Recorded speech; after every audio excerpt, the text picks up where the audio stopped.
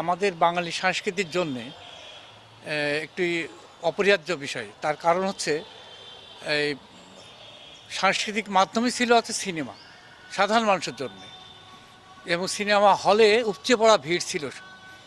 সেটা আস্তে আস্তে বিলীন হতে হতে এখন হলও নেই, সেভাবে মানসম্মত বই আছে কিন্তু পাবলিক আর হলে বসে দেখে না। সেটা হচ্ছে ইউটিউবের মাধ্যমে, অন্যান্য মিডিয়ার অন্যান্য মাধ্যমে দেখে। তো হলের মাধ্যমে হলে বসে সিনেমা দেখাটা আমাদের বাঙালি সংস্কৃতির একটা অপরিহার্য অংশ। সেই অংশটাকে যদি কাজে লাগানো যায় এবং সরকার যদি এরকম একটা সিদ্ধান্ত নেয়, তাহলে হলমুখী মানুষ হতেই পারে। তখন হলমুখী মানুষ যদি হলে যে সিনেমা দেখা মানুষ অভ্যস্ত হয়ে যায়, তখন আমাদের নির্মিত ছবিও হলে বসেই দেখবে।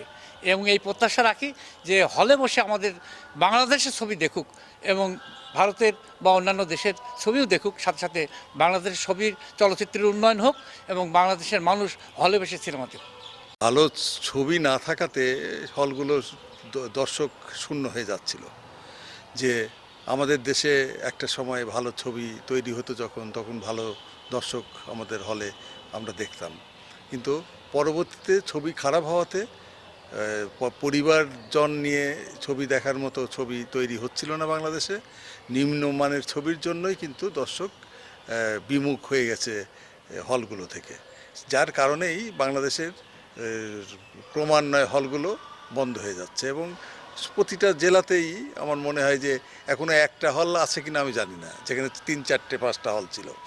তো এই অবস্থাতে যদি সরকার উদ্যোগ নেয় যে ভারতীয় ভালো ছবিগুলো নিয়ে এসে অন্ততপক্ষে বছরে 10টি ছবি বাংলাদেশে হলগুলোতে দেখানো যায়, তাহলে হয়তোবা আমার মনে হয় যে নতুন আবার দর্শক আবার নতুনভাবে হলমুখী হবে। কেননা ভালো ছবির অভাবেই কিন্তু হল বন্ধ হয়ে যাচ্ছে।